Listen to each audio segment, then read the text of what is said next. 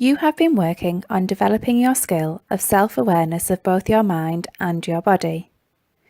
The truth is, self-awareness comes and goes.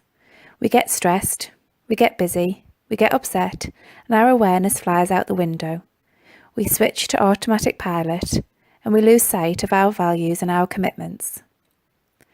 So we must make it as easy as possible for ourselves to practice this skill, so it becomes a daily habit, like brushing our teeth, that doesn't feel like an extra effort for us when we are stressed.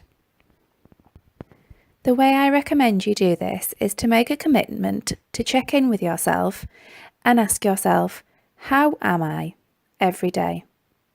And spend a few minutes just checking in with yourself, being honest about how you are.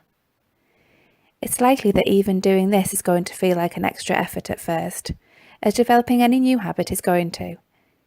It may be that you choose to ask yourself this question at a set time in the day.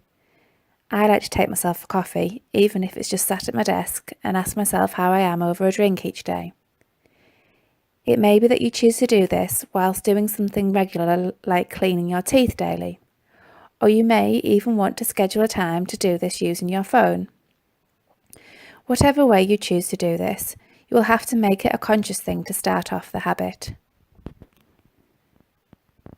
This daily practice helps you to become aware of your body and mind. It is the practice of your self-awareness skills, and self-awareness involves two things.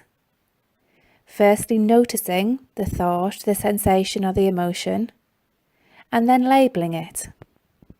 So for example, I am having the thought that I am failing means I have noticed the thought and I've put words to it to label it.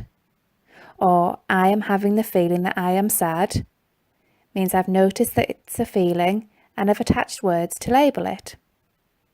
Or another example, I am having the sensation that there's a big rock in my stomach. I've noticed the sensation and I've attached words to it to label it. We've spent quite a lot of time so far in your programme concentrating on your thoughts and your thinking mind, and we've also touched on the body sensations and increasing your body awareness, so we now need to just touch base with our emotions. Again, having well-developed control strategies to get rid of or avoid unpleasant feelings has also meant that many of us adults struggle to actually label the emotion we're experiencing and put words to it. And this can be true for those emotions we typically see as pleasant, as well as the emotions that we see as unpleasant. Here is a picture of what we call an emotions wheel, and there's several different versions of these. Many people find it helpful to use this to enable them to become better at the labelling part of self-awareness of emotions. The idea is that you look into the middle of the emotion that you identify with, and then over the edges it breaks it down into other words that you may use to label it. I've included this picture as a handout for you.